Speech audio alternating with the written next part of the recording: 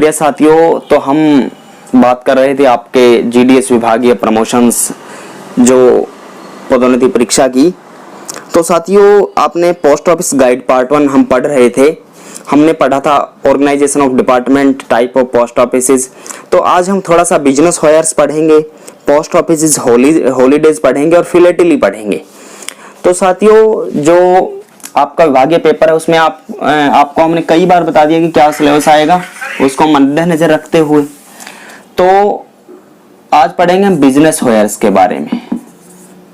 Business heirs जो व्यापार के घंटे हैं, कितने घंटों में क्या काम होता है। देखिए दोस्तों, पोस्ट ऑफिसेस संडे को बंद रहते हैं, लेकिन नाइट पोस्ट ऑफिसेस नहीं रहते। वो फंक्शन करते हैं ऑल टाइम, लेकिन शिफ्ट में काम होता है। हमने कल भी आपको बताया था। तो संडे को बंद रहते हैं। सैटरडे को 3 बजे तक काम होता है। ये अलग अलग डाकघरों में अलग अलग टाइमिंग भी हो सकती है। हमारा चैनल ये दावा नहीं करता है। ये सैटरडे को अलग अलग टाइमिंग होती है कि जैसे नाइट पोस्ट ऑफिसेज है, उनमें क्या होता है, वो हर समय खुले रहते हैं। उनमें ऐसे कि एसबी का काम कब होगा और जो ईएमओ का कितने बजे तक होगा, वो भी पूरा टाइमिंग उनका होता है बिजनेस हायर्स में। लेकिन ज्यादातर तो यही क्वेश्चन है आपका बिजनेस हायर्स का, बस बीओ का है, टाइम कितना तक बढ़ा सकते हैं, ठीक है। और 6 to 7 हायर, 6 से 7 घंटे सैटरडे को जैसे काम किया जाता है और 3 बजे स्टॉप कर दिया जाता है, ठीक है, फॉर अबाउट। तो वहीं जो आपका आता है post offices holiday. Post offices holiday साथियों, आपको बता दें, पोस्ट ऑफिस हॉलीडे जो पूरा ऑल इंडिया है, ऑल इंडिया, उसमें 14 छुट्टियां सेम होती हैं। 14 छुट्टियां जो हॉलीडे हैं वो बिल्कुल सेम होते हैं साथियों। जो 14 छुट्टी है ना, वो सेम होती हैं, और जो 3 छुट्टियां हैं वो सबकी अलग अलग हैं। तो यानी कि कुल 17 छुट्टियां होती हैं।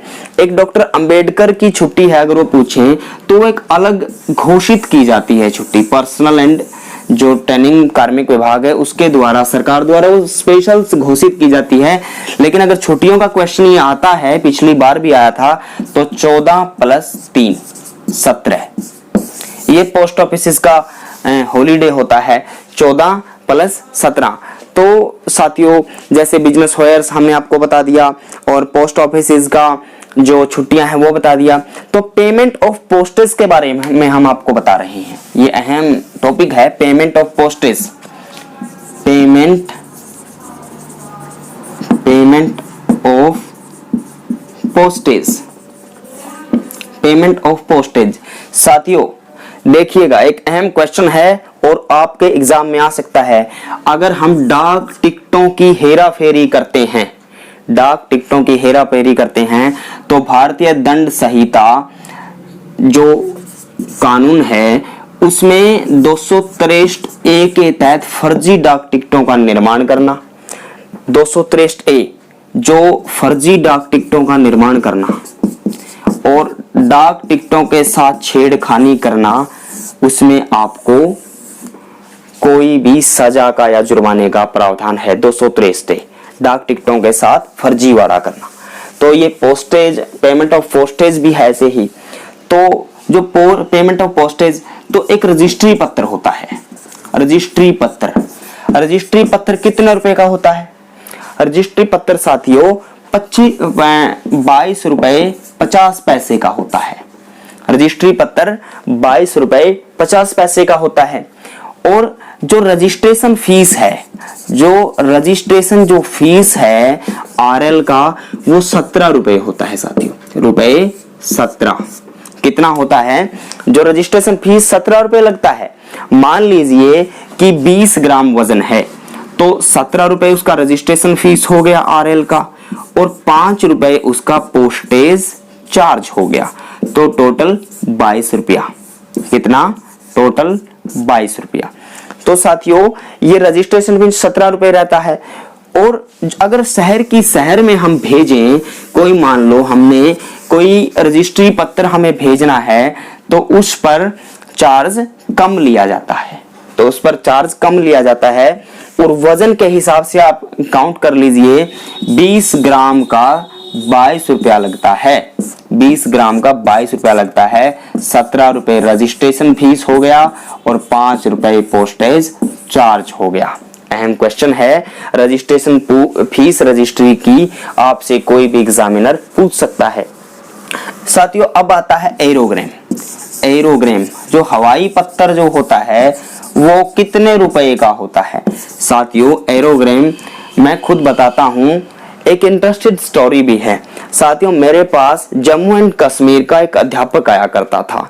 मेरा पोस्टिंग एक गांव में था, तो वहां पर वो किसी ब्रिटिश सरकार से अपॉइंट होकर के भारत में आया था और भारत से जो विभिन्न राज्य थे उनके गांव में उनको पोस्टिंग दिया गया था। वो उर्दू के एक्सपर्ट थे, तो वो हर महीने एरोग्राम ब्रिटेन भेजते थे अपनी कुछ रिपोर्टें बना करके। उर्दू के अध्यापक थे, तो हमारे घर एक एरोग्राम दे करके जाते थे। मुझे इतना जानकारी नहीं था एरोग्राम के बारे में, किसी ने डाला ही नहीं था। तो उस पर 8.50 लिखा होता था।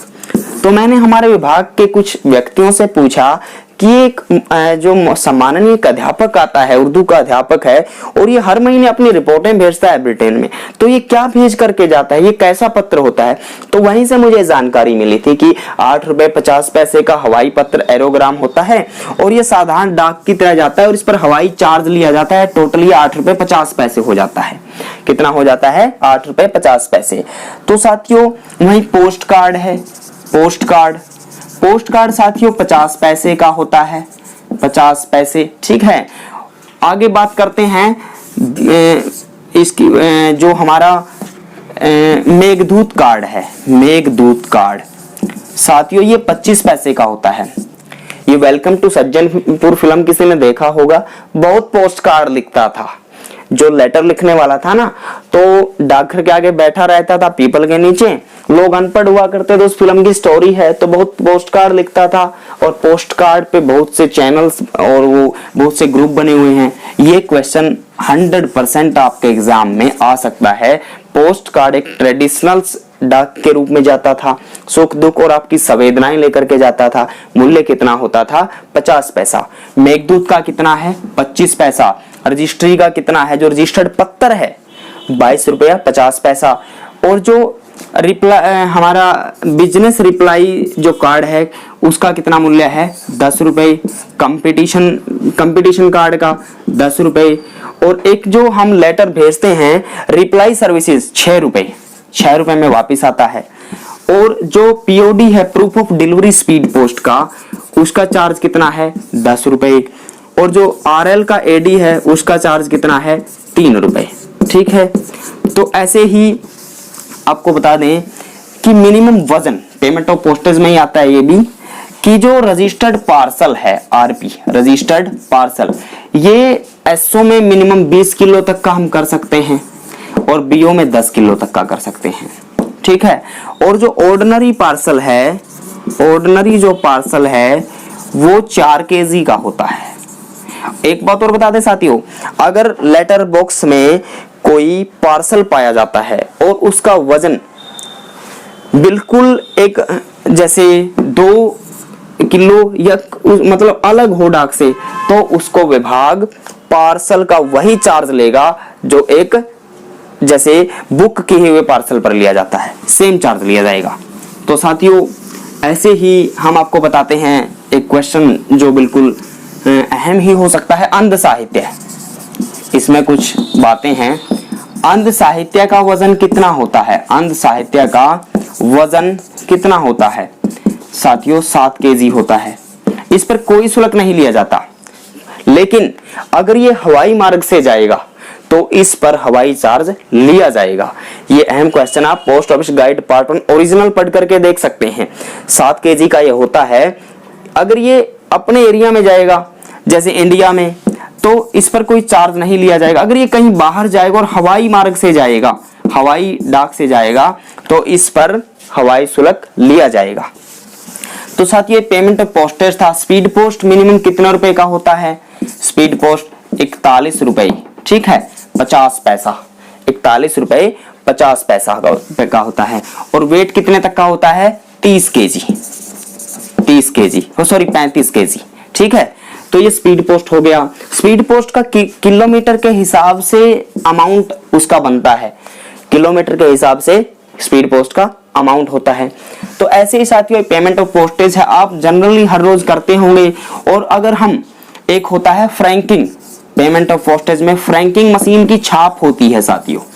फ्रैंकिंग मशीन जो होती है उसमें क्या होता है, उसका लाइसेंस लेना पड़ता है फ्रैंकिंग मशीन का। सरकारी डिपार्टमेंट भी लेते हैं, प्राइवेट भी लेते हैं। फ्रैंकिंग मशीन में गाढ़े लाल रंग की स्याही से छपा होता है, ऐसे ऐसे छपा होता है। उस पर डेट होता है और अमाउंट होता है और लाइसेंस नंबर होता है। एक बारकोड होता है, तो उसमें लाइसेंस होता है, डेट होता है, अमाउंट होता है, और उसमें किस पोस्ट ऑफिस से बुक हुआ उसका पिन कोड भी होता है, ठीक है। पिन कोड का फुल फॉर्म जानते हैं? Postal index number. Postal index number. Pin code 6 अक्षरों का होता है, जैसे नरवाना का पिन कोड 126 116 है, ठीक है। जींद का पिन कोड उदाहरण के तौर पर 126102 है, ठीक है। दनौदा का पिन कोड 126 152 है। पिन कोड के हिसाब से ही डाक का सॉर्टिंग होता है। और ये जो पिन कोड के ये जो अक्षर होते हैं ना, ये किसी रीजन को, स्टेट को, डिस्ट्रिक्ट को, शहर को, गांव को दर्शाते हैं। इन नंबरों में भी राज होता है। 6 अंकों का पिन कोड होता है।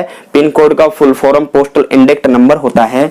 और पिन कोड के हिसाब से ही डाक कोई चिट्ठी या पत्र या पार्सल जाता है।